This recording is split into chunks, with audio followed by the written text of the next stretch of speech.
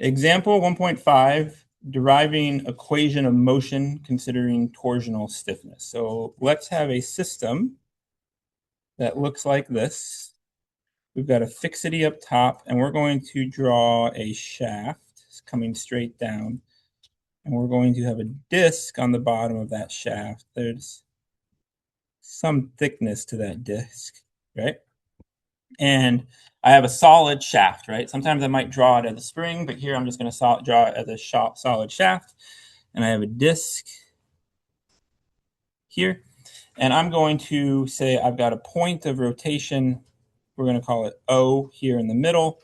And let's say that's where I'm initially setting up the shaft.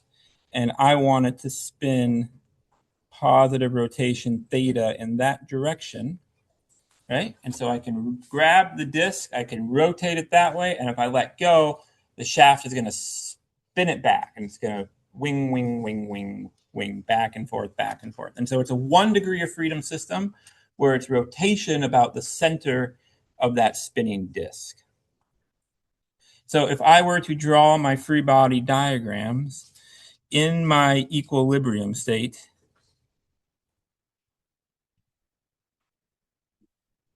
right, I'm going to have just a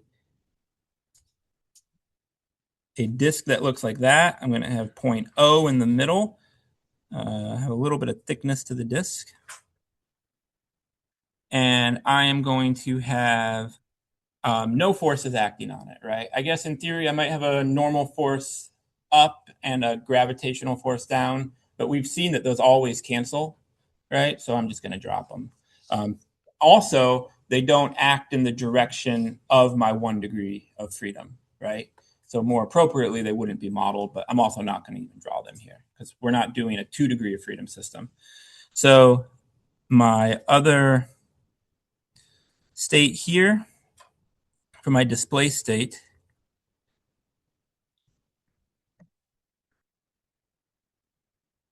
again, I've got some amount of thickness to my disc, got my middle point O, and I'm going to twist it this way, K theta, right? I'm applying a force. I'm just going to call that force K theta. Right? I could call it force, but force is just stiffness times displacement. And here I have a rotational displacement. So K theta is going to be my displacement. So if I take the sum of the moments, so let's go positive this way, because if you look at it, if I were to continue that drawing around, I get this arrow that looks like that arrow. So they're in the same direction. I get positive that way, moments about O equal 0, right?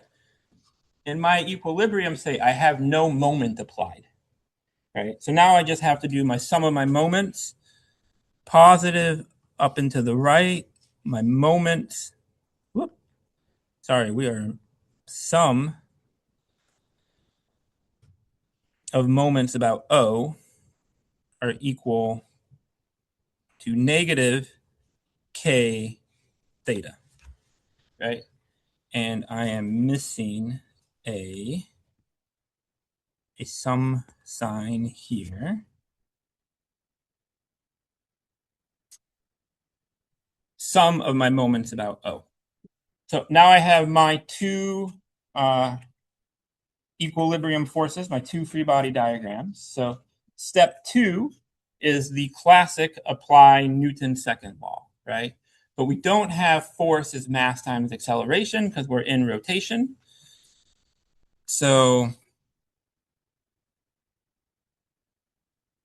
it's going to be positive up and to the right, the sum of moments about 0 is equal to J theta double dot.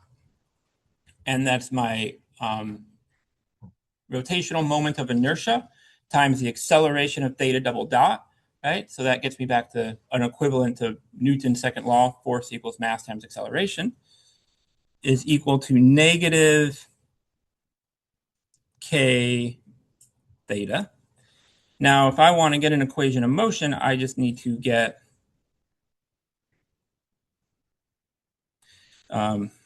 this is like a standard equation of motion side. Ordinary equation of motion, I'm going to have 0 on the right side. I don't have any forcing function. So I'm going to have j theta dot plus k theta is equal to 0. And that's the same as mx double dot plus kx equals 0. But it's just in rotational degrees of freedom.